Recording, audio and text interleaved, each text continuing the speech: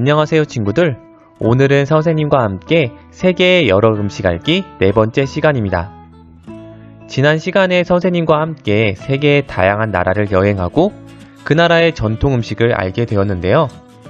오늘도 선생님과 함께 세계의 여러 나라를 여행하고 전통 음식을 배워보도록 하겠습니다. 자, 그럼 시작해 볼까요?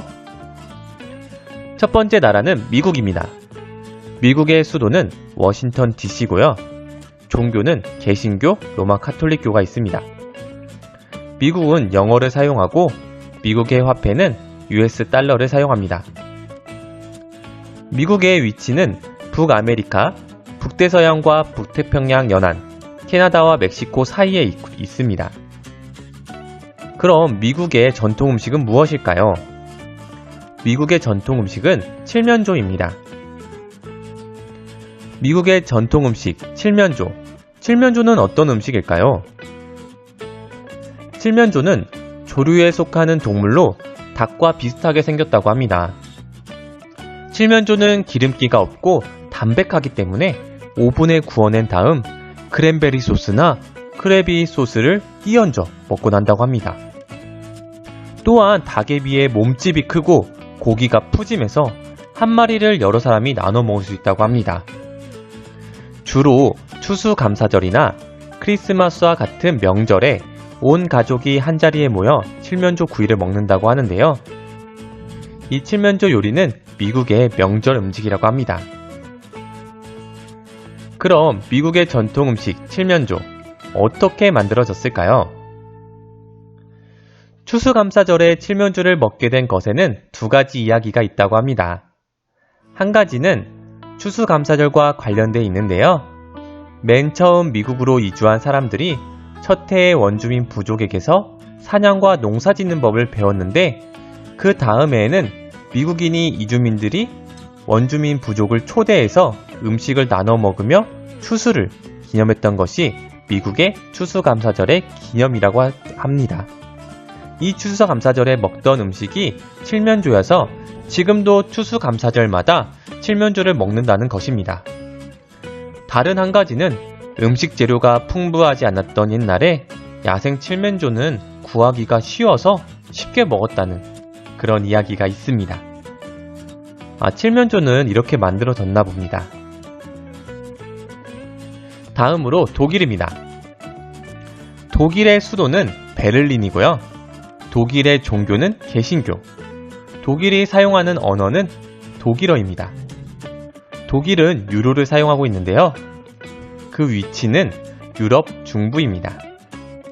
그럼 독일의 전통 음식은 무엇일까요? 슈바인스학세입니다. 독일의 전통 음식 슈바인스학세는 어떤 음식일까요? 슈바인스학세는 돼지의 정강이 부분을 요리한 것으로 독일의 대표적인 음식인데요. 음식의 이름은 재료에서 유래되었다고 합니다. 슈비아는 독일어로 돼지란 뜻이고요. 학세는 발목의 윗부분을 뜻합니다. 슈바인스 학세는 돼지고기를 삶은 후에 오븐에 다시 구워서 만들며 속은 부드럽고 껍질은 바삭하다고 합니다. 주로 양배추 절임과 으깬 감자를 곁들여 먹으며 독일의 축제에서 빠지지 않는 인기 메뉴라고 합니다. 슈바인 학세, 보기만 해도 벌써 침이 고이네요. 독일의 전통 음식 슈바인 학세는 어떻게 만들어졌을까요? 독일은 햇볕이 잘 들지 않고 날씨가 서늘한 편입니다. 그래서 농작물이 잘 자라지 않습니다. 나라의 삼면이 육지이기 때문에 해산물을 구하기도 어려울 뿐더러 목축지가 적어서 풀을 많이 먹는 소나 양도 기르기가 힘들었다고 합니다. 지역의 이러한 특성 때문에 독일에서는 자연스럽게 돼지고기 요리가 발달하게 되었답니다. 슈바인스 학세는 바이에른 지방의 특색을 반영하여 생겨난 음식인데요. 독일 남부지방인 바이에른 지역에서는 프랑스 문화의 영향을 받아 세련되고 화려한 조리법이 나타났다고 합니다. 독일의 전통 음식 슈바인스 학세 맛있어 보이네요. 다음 여행지는 러시아입니다. 러시아의 수도는 모스크바고요. 종교는 러시아 정교입니다. 러시아는 러시아어를 사용하고 있고요. 러시아의 통화는 루블이라는 것을 사용합니다. 대서양 연안부, 북부 아시아에 위치한 러시아. 그럼 러시아에는 어떤 전통 음식이 있을까요? 러시아의 전통 음식은 보르시입니다. 러시아의 전통 음식 보르시. 보르시는 어떤 음식일까요? 보르시는 고기나 돼지뼈를 고아낸 국물에 비트와 여러 가지 재료를 함께 넣고 오랫동안 끓인 수프입니다. 비트는 색이 붉어 빨간 무라고도 불리는 채소인데요.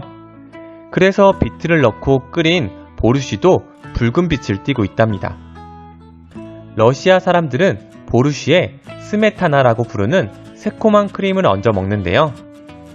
보르시는 한국의 찌개처럼 러시아 가정에서 한 끼 식사로 즐겨 먹는 음식이라고 합니다. 그럼 러시아의 전통 음식 보르시 어떻게 만들어졌을까요? 러시아는 동유럽과 북아시아에 걸쳐 있는 세계에서 가장 큰 나라입니다. 여러 민족이 함께 살고 있기 때문에 러시아 음식은 여러 민족들의 영향을 많이 받곤 했는데요. 보르시는 러시아를 대표하는 음식이지만 다른 나라에서 영향을 받아 생긴 대표적인 음식 중 하나입니다. 정확한 유래는 밝혀지지는 않았지만 우크라이나에서 먹던 음식이 발전해 지금의 보르시가 되었고 지금까지 러시아를 비롯한 여러 나라로 퍼져났다고 합니다. 다음 여행지는 네덜란드입니다. 네덜란드의 수도는 암스테르담이고요. 종교는 로마 카톨릭 교회입니다. 네덜란드의 언어는 네덜란드어고요. 네덜란드에서는 유로를 사용합니다. 서유럽, 벨기에와 독일 사이 북해의 경계선 지점에 위치한 네덜란드. 네덜란드의 전통 음식은 무엇일까요? 네덜란드의 전통 음식은 홀란서 뉴어하링입니다. 네덜란드의 전통 음식 홀란서 뉴어하링. 그건 어떤 음식일까요? 홀란서 뉴어하링은 청어라는 물고기를 숙성시켜 양파와 피클을 곁들여 먹는 네덜란드 대표적인 음식입니다. 홀란서 뉴어하링은 네덜란드어로 네덜란드에서 새로 잡은 청어라는 뜻입니다. 갓 잡은 청어는 맛이 좋을 뿐더러 영양소가 풍부해 네덜란드에서 특히 사랑받는 음식입니다. 홀란서 뉴어하링은 네덜란드에서 쉽게 찾을 수 있는 길거리 음식 중 하나이고요. 청어를 한 입에 통으로 먹기도 하고 샐러드나 샌드위치를 만들어 먹기도 한답니다. 그럼 네덜란드의 전통 음식 홀란서 뉴어하링 어떻게 만들어졌을까요? 네덜란드는 지대가 낮아서 국토가 바닷물에 잠기는 일이 종종 일어났다고 합니다. 이런 환경에서는 농사가 어려워 네덜란드 사람들은 당시 유럽인들이 많이 먹는 생선인 청어를 잡기 시작했다고 합니다. 옛날에 청어를 오래 보관하기는 어려웠는데 그러던 어느 날 빌렘 베케소어라는 네덜란드 어부가 소금에 절인 청어를 다른 나라에 수출하면서 큰 수익을 얻게 되었고 청어는 네덜란드를 대표하는 음식이 되었다고 합니다. 우리 친구들 오늘도 다양한 여러 나라, 여러 전통 음식을 배워봤는데 우리 친구들이 잘 기억하고 나중에 여행을 하게 되면 꼭 이 전통 음식을 먹어봤으면 좋겠습니다. 그럼 선생님과 함께 다음 시간에 만나도록 할게요. 모두 안녕!